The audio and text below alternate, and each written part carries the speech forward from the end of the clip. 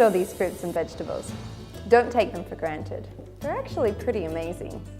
Not just your average amazing, but pretty amazing. Maybe if back in the day Magellan had had these, his fate would have been different. In 1519, the Portuguese captain Ferdinand Magellan commanded a voyage from South America to the Pacific Ocean. After 3 months at sea, the original crew of 200 was down to only 35, thanks to scurvy. Interestingly, Chinese navigation records stretching far back have never mentioned any case of scurvy. It is believed that on Chinese ships, a stock of green tea and soybeans and fresh vegetables harvested from wooden tubs brought on board meant that scurvy was unheard of. Using diet and nutrition as a method to prevent and heal illness is in Chinese medicine known as diet therapy. It uses foods to affect various functions of the body, thus improving health. In plain words, you are what you eat, so eat for your health.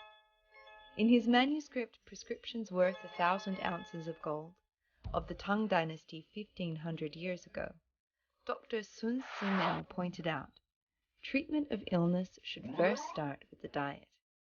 Only if diet alone could not fully restore health should medicine then be used. And the most loyal fan of diet therapy?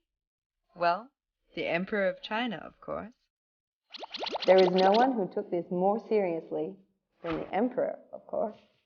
Now, of course, we aren't able to compare with the Emperor. He has a whole hospital full of the finest doctors to himself. Do you? Of course not. So, pull up your chair and listen carefully. Diet therapy has been passed down over the millennia for a very simple reason. Most of the important foods that are used are seen commonly in everyday life. Important diet therapy food number 1, Chinese yam.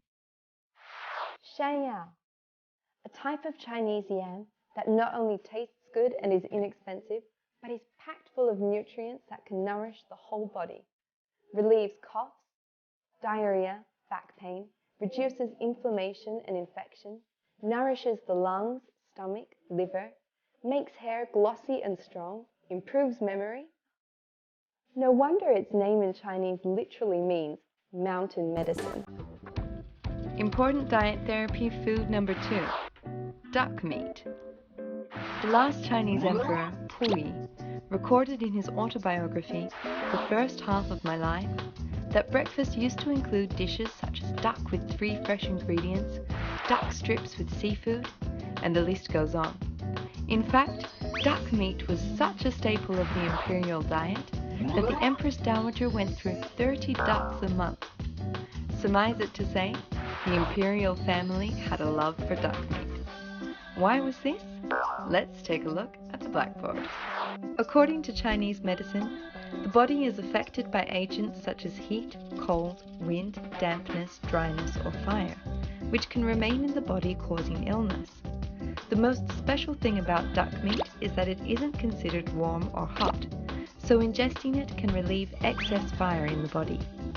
Levels of cholesterol in duck meat are also comparatively not considered high, so for those conscious of their weight, appetites can be thoroughly satiated with some lean duck meat.